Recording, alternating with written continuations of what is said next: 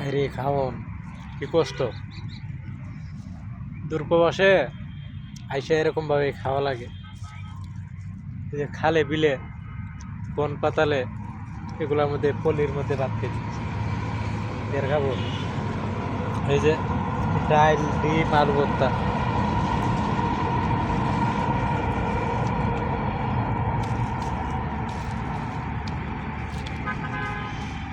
প্রবাসের থেকে কোনো কিছু কম না, প্রবাসে ভালো আছে আর আমরা আছি দূরপ্রবাসী।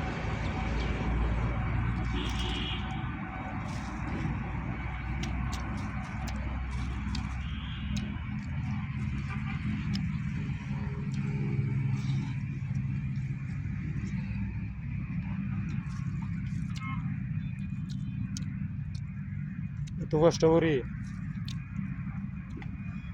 এই যে কি খাই না খাইয়া থাকি,